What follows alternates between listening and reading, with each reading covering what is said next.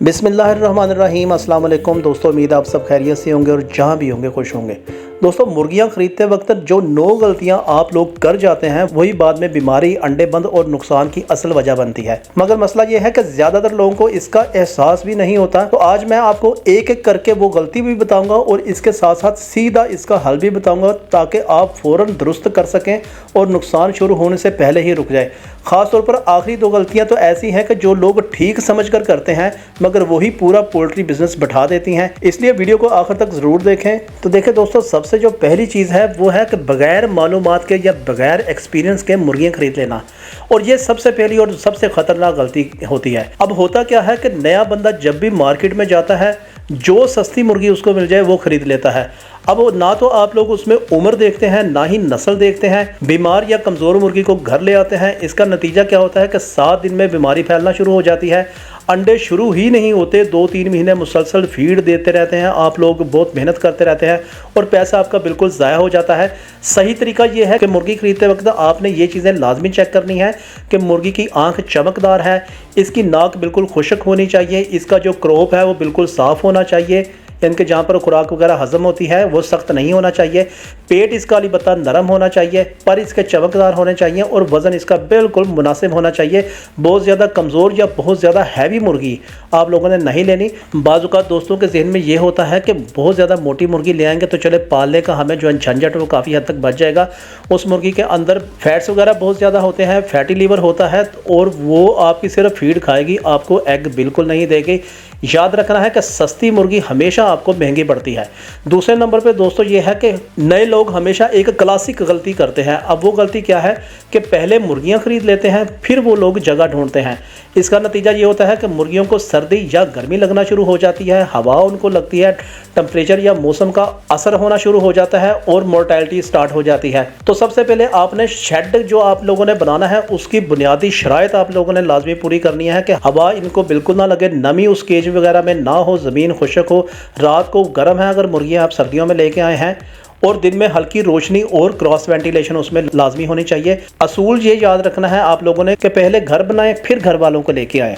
तीसरी गलती दोस्तों ये है, जो कि मैं समझता हूं कि 80% लोग लाजमी कर लेते हैं, कि एक साथ ही मुख्तलिफ उम्र की मुर्गियां रख लेते हैं। बड़ी मुर्गी छोटी मुर्गी को मारना शुरू कर देती है, बीमारियां फौरन फैल जाती हैं, फ्लॉग में मारने की, एक दूसरे के साथ लड़ाई करने की आदत डेवलप होती रहती है। इसका नतीजा ये होता है कि कमज़ोर मुर्गी मर जाती है, जो मुर्गियाँ जिंदा रह गई हैं उसका वजन कम हो जाता है और अंडे फौरी तौर पर बंद हो जाते हैं। इसका हल ये है कि देखें, आपने अब टेक्निकली समझना है कि अगर आपके पास चूजे हैं तो उसको अलग आपने रखना है, जो जवान अडल्ट मुर्गियां होंगी उनको आपने अलग रखना है, और जो अंडे दे रही हैं मुर्गियां उनको आपने अलग रखना है। वैसे मैं हर वीडियो में कहता रहता हूं कि कोशिश करें कि एक ही फ्लॉक को लेके चलें।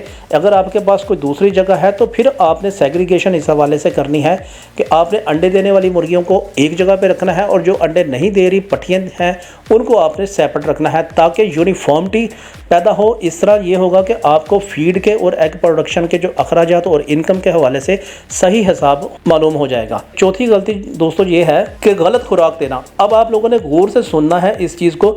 नए लोग ज़्यादातर ये समझते हैं कि जो घर में बचा खुचा माल मटेरियल है, किचन वेस्ट है, वो मुर्गियों को डाल दो। रोटी, चावल, सालन, ये सारी चीज़ें तबाही होती हैं। ऐसा नहीं है कि ये देना नहीं होता, देना ज़रूर होता है, लेकिन महज इसके ऊपर रिलाय कर देना ये गलत चीज़ है। अब इन चीज़ों में नॉर्मली प्रोटीन और कैल्शियम वगैरह नहीं होता, जबकि कार्बोहाइड्रेट बहुत ज़्यादा होते हैं। नतीजा क्या होता है कि अंडे बंद हो जाते हैं, मुर्गी का जो एग है इसका खोल कमज़ोर हो जाता है और मुर्गी बहुत ज़्यादा फैटी हो जाती है, फैटी लीवर में चली जाती है, क्योंकि ज़ाहिर है आप उसे कार्बोहाइड्रेट ही सिर्फ दे रहे हैं, प्रोटीन और कैल्शियम की मिकदार आप दे ही नहीं रहे। तो आपने इस तरह करना है कि 50% दाना देना है, 20% चोकर देनी है, 20% प्रोटीन का सोर्स और 10% कैल्शियम। ये इनकी फीड में आपने पूरा करना है, चाहे आप जैसे भी पूरा करें, ऑर्गेनिक दें, घर का बचा खुचा दें या बाज़ार से फीड ला के दें। जब तक आप ये चीज़ें नहीं देंगे उस वक्त तक एग प्रोडक्शन या मुर्गी की सेहत के हवाले से कोई खातर खा रिजल्ट आपको नहीं मिलने वाले। पांचवी जो दोस्तों गलती है कि वो है कि आपने अक्सर लोगों को यही कहते सुना होगा कि यार मुर्गी को फलां फीड दे दें, मुर्गी को फलां फीड दे दें, उससे मुर्गी की सेहत बनेगी, उससे मुर्गी की बीमारी नहीं आएगी, उससे मुर्गी के अंडे पैदा होंगे। कभी आप लोगों ने ये नहीं सुना होगा कि यार मुर्गी को पानी भी दें। देखें, पानी की अहमियत को आपने कभी भी नज़रअंदाज नहीं करना।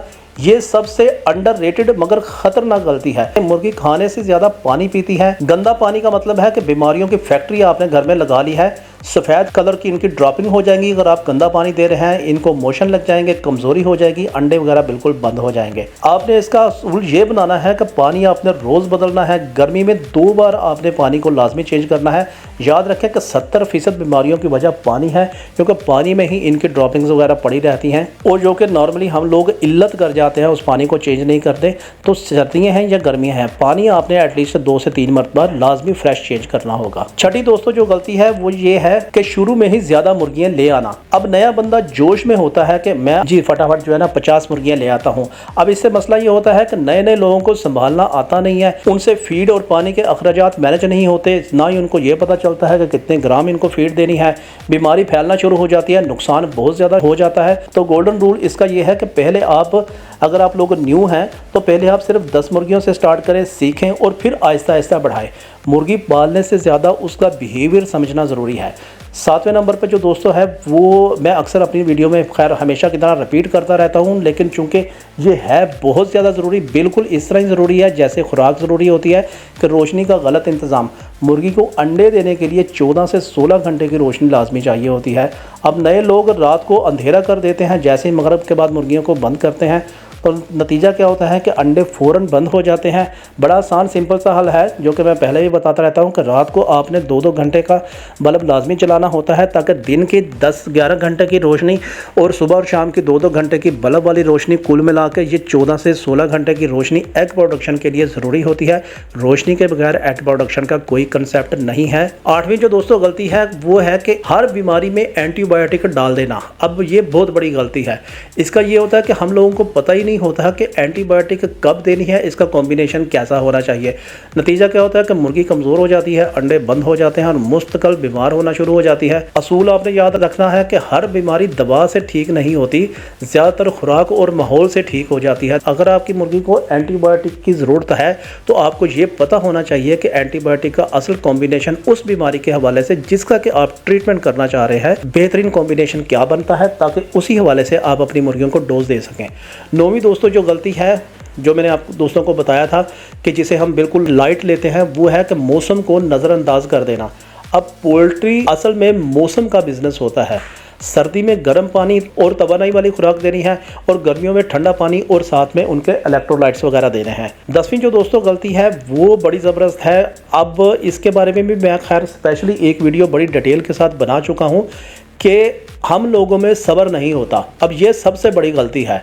नया बंदा चाहता है कि आज मुर्गी लूँ और कल से अंडे स्टार्ट हो जाएं। अब मुर्गी को सेट होने में यार कम से कम 10 से 20 दिन आपके उस माहौल में लग जाते हैं। जल्दी करने वाले हमेशा मैंने नोट किया है कि वो पोल्ट्री का बिजनेस छोड़ देते हैं। अब कामयाब लोगों का तरीकाकार क्या है कि पहले वो असूल सीखते हैं, कम बर्ड से स्टार्ट करते हैं, माहौल बेहतर रखते हैं, पानी साफ रखते हैं, खुराक का मुकम्मल शेड्यूल फॉलो करते हैं और फिर सब्र करते हैं। सब्र का यकीन करें फल वाकई ही मीठा होता है। आपको शुरू में ये लग रहा होता है कि यार बहुत महीना 1.5-2 हो गए, मेहनत कर लिया है, अब कुछ फल मिलना चाहिए, लेकिन वो अगर वक्त आपने काट लिया तो इंशाल्लाह जो अगला सीजन होगा जिसमें उन्होंने एग प्रोडक्शन या उनकी सेल के हवाले से जैसे उन्होंने वजन वगैरह पूरा कर लिया तो आपको उसके वो रिजल्ट मिलेंगे जिसकी आपने शायद उस वक्त तवक्का भी ना की हो जब आप सब्र कर रहे होंगे। हमेशा याद रखना है कि पोल्ट्री में नुकसान बीमारी से नहीं होता, बल्कि नुकसान जल्दबाजी और लाइलमी की वजह से होता है। जो बंदा पहले 1 या 2 महीने बर्दाश्त कर गया वो कभी नुकसान में नहीं जाता। उम्मीद है आज की ये इन्फॉर्मेशन खास तौर पर उन लोगों को बहुत ज़्यादा पसंद आई होगी जो नया पोल्ट्री का बिजनेस स्टार्ट करना चाहते हैं। वीडियो अच्छी लगे तो चैनल को सब्सक्राइब कर दें, वीडियो को लाइक कर दें, क्योंकि मैं आपके लिए ऐसे मस्त आइडियाज़ लेकर आता रहता हूँ। मिलते हैं अगली वीडियो में, तब तक के लिए अल्लाह हाफिज़।